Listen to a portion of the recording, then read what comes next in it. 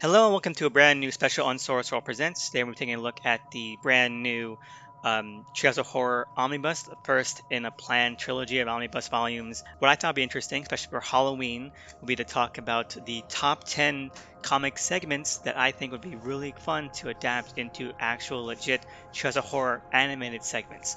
Now, in this volume, and with all Simpsons comic collections, they skip around, so you'll see one from Treasure Horror number 1 and Treasure Horror number 17, all that kind of stuff. So this seemed like a simple, fun way of doing a top 10 without really doing a top 10.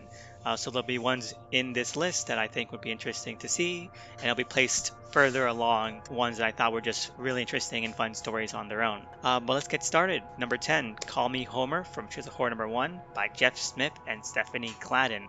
This one is an adaptation of Moby Dick, starring Homer as the chef on the Pequod with Captain Ahab and everything. And it's a really fun story. It wouldn't break the bank, I think, in terms of like what a Treasure Horror segment can be. They've done a lot of literary retellings and adaptations before. It's fun, simple, and it's not something that I think would really be gimmicky and just distracting. And it's also a really fun concept with Homer being obsessed with eating Moby Dick after he's gotten addicted to whale blubber. Moving along to number 9, from Treasure Horror number 11, we have Two Tickets to Heck from Chris Bonham, Steve Ringenberg, James Lloyd, Angelo Torres, John Severin, and Mark Schultz. This one I think would need to be a full episode on its own because it's already an anthology issue with a framework, and this whole kind of gimmick where Bart and Lisa are trapped in an EC horror comic like Tales from the Crypt or Fault of Horror. Now, Treasure Horror has referenced Tales from the Crypt before, especially that one segment with Mr. Burns as the Crypt Keeper, but this would be like a full episode, and it's got really fun. It's really a nice pulpy throwback to those old comics, to that storytelling. We have Bart and Lisa going through an immoral panic inspired segment. We have them fighting a vampire Krusty. We have like Bart becoming Sergeant Rock in a war comic inspired segment. So it's a nice amount of variety. So it'll be really interesting and fun to see that spirit and attitude portrayed on screen. We head to number 8 from Treasure Horror Beyond the Grave. Hairpiece by creator Carol Leigh. This one is a very short segment. It's like 2 pages of the entire comic. I like it more based on its conceit. I think it'd be really fun to see like animated. It concerns Marge's hair becoming evil, becoming like tentacles and killing like her barber and Chief Wiggum.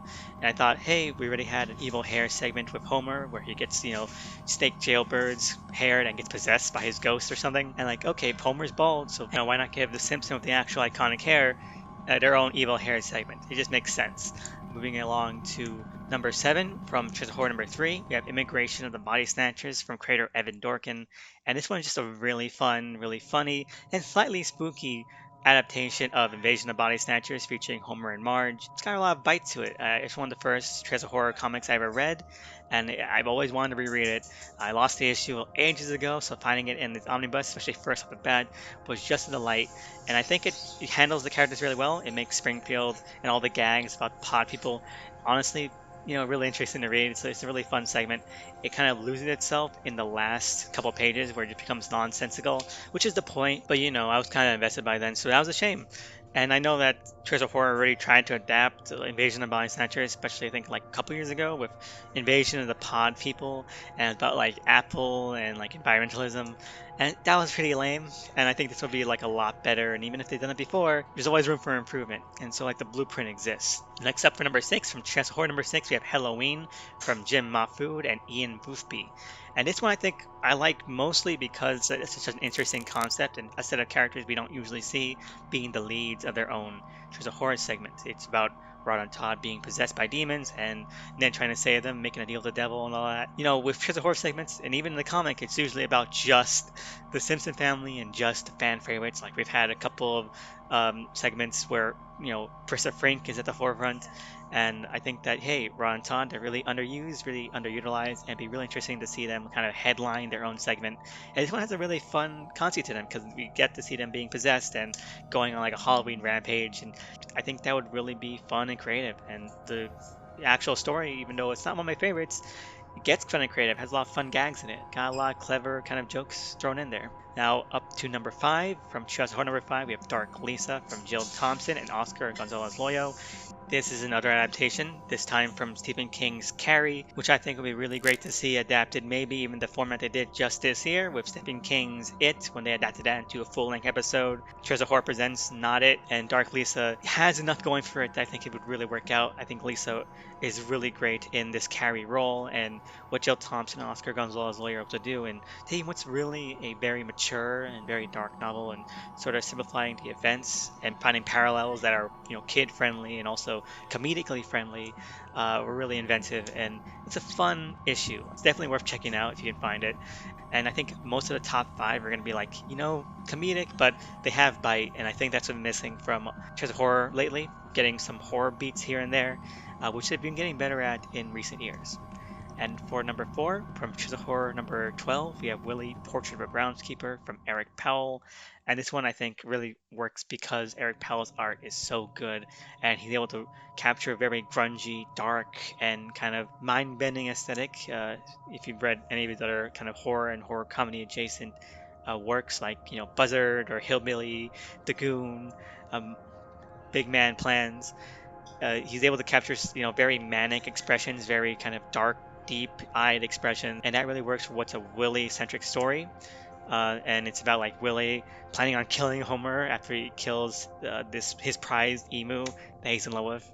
And it's a very kind of intense story, especially because of the art. Story itself is very silly, obviously. Honestly, worth a read, and I think would make a very kind of dark, dingy, but also, of course, ridiculous Treehouse of Horror segment. I know Willie was the villain in one of the most famous Treehouse of Horror segments, the Nightmare on Elm Street parody that they did. Let's give it another go around, and to see him like be a serial killer again in one of these things would be very entertaining. Now for number 3, from Treehouse of Horror number 1, we have Little Shop of Homer from Mike Allred, Louis Escobar, and Bill Morrison.